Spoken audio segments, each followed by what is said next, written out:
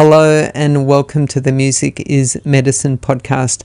I'm Mat Creedon. Today I'd like to explore something I've been thinking about quite a lot lately. It's the phenomenon people sometimes call a download.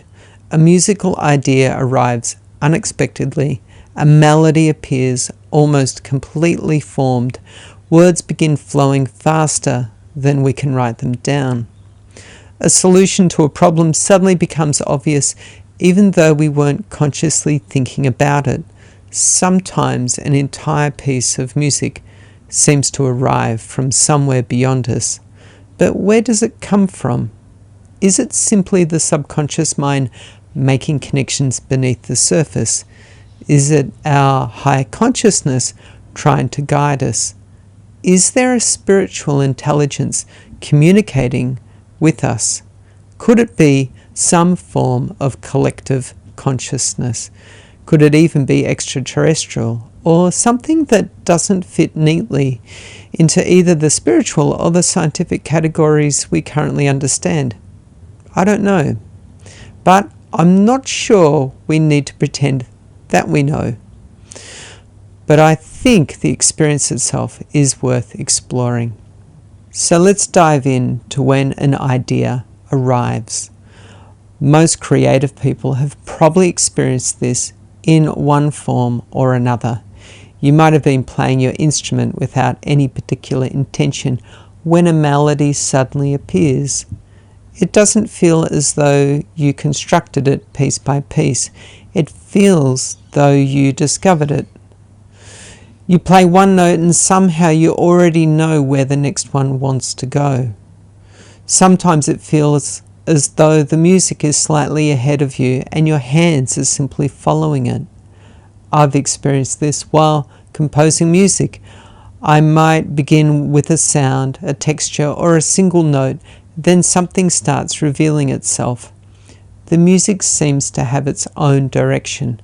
My job is no longer to invent it. My job is to listen. This raises a fascinating question. Are we really creating the music, or are we receiving it? Perhaps creativity contains both.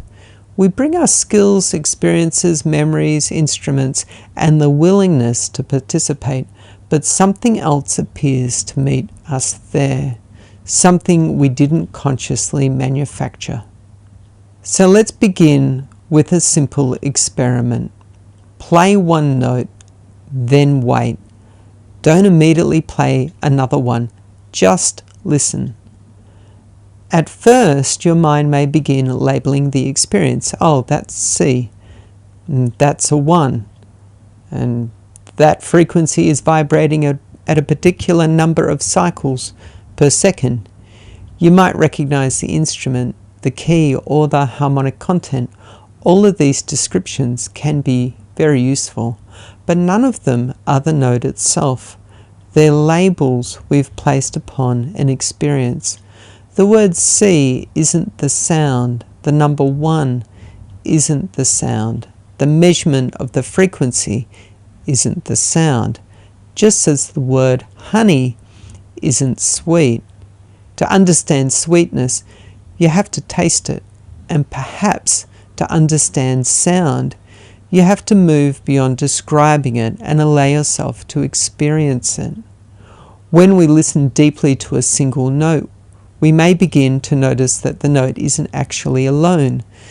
The instrument vibrates, the air vibrates, the room responds, other strings may resonate sympathetically.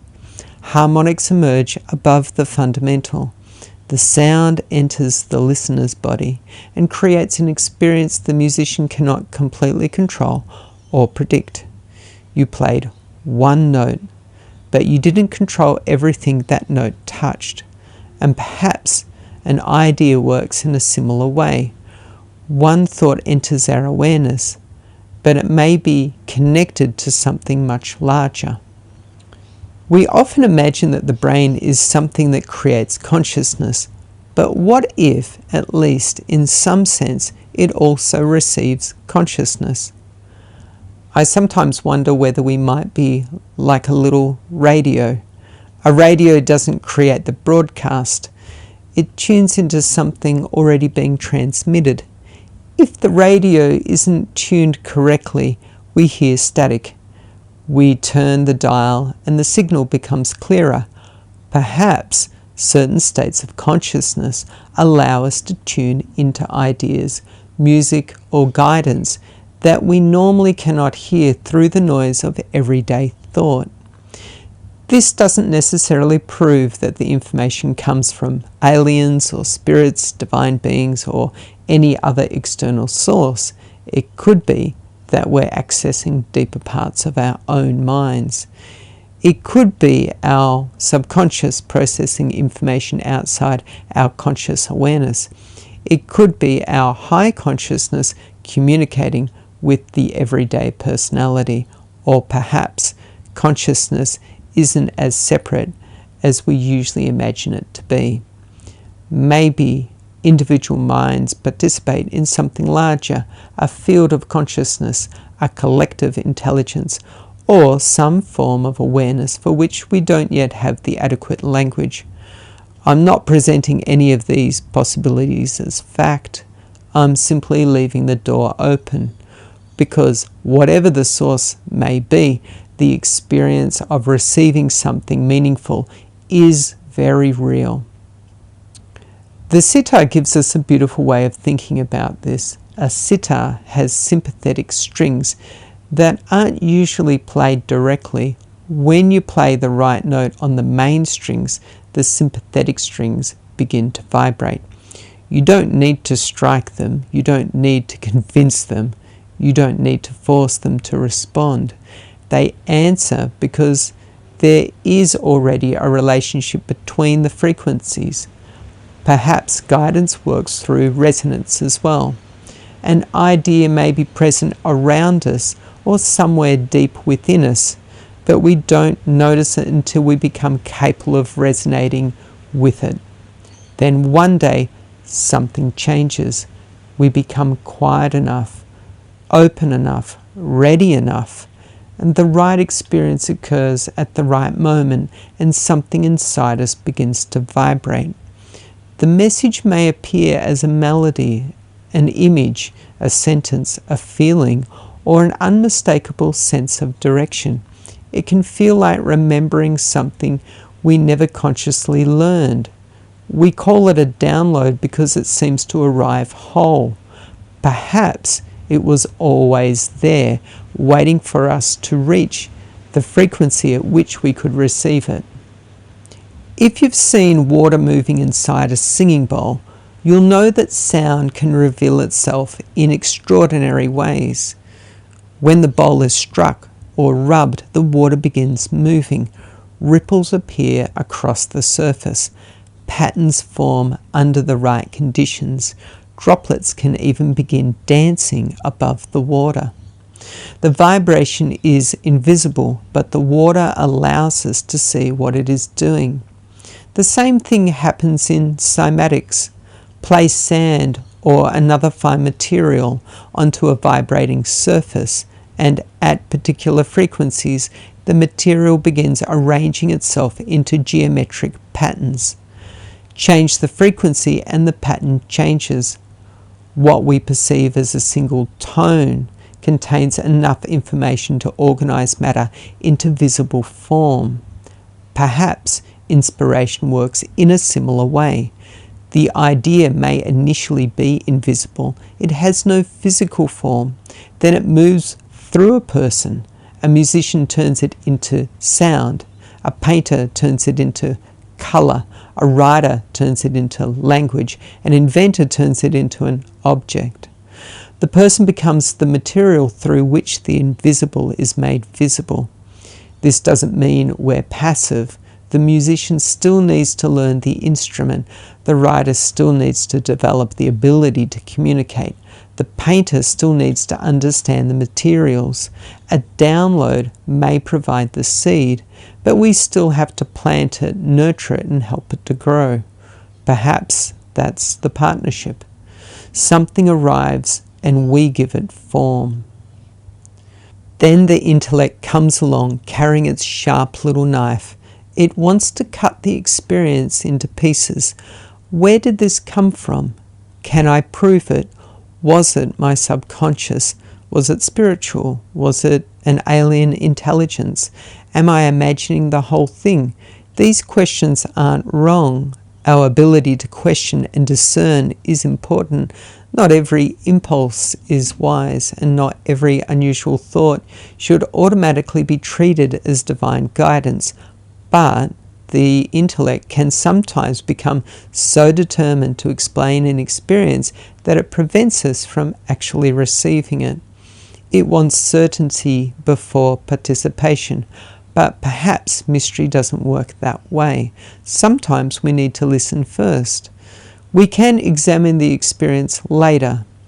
Music theory is valuable, but the label C isn't the sound.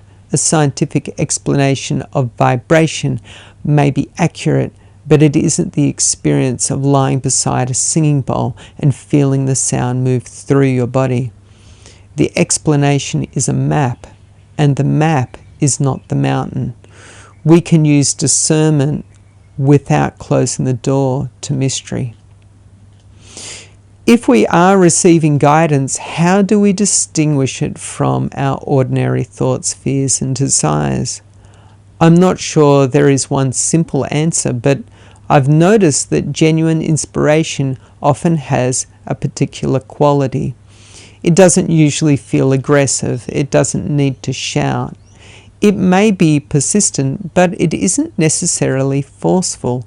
It often feels clear, spacious, and strangely familiar. Fear tends to demand an immediate reaction. Guidance seems more willing to wait. Fear says, you must do this now or everything will be wrong. Guidance may simply say, this way. Of course, we still need common sense.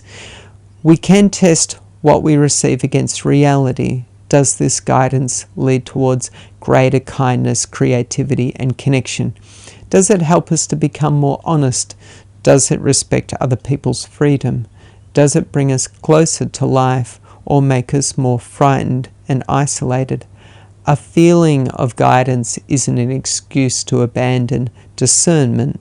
Perhaps discernment is part of learning how to tune the receiver. When we're learning an instrument, we often think our job is to add more. Another note, another chord, another fill, another clever technique. The intellect becomes uncomfortable with empty space. It says, surely I should be doing something.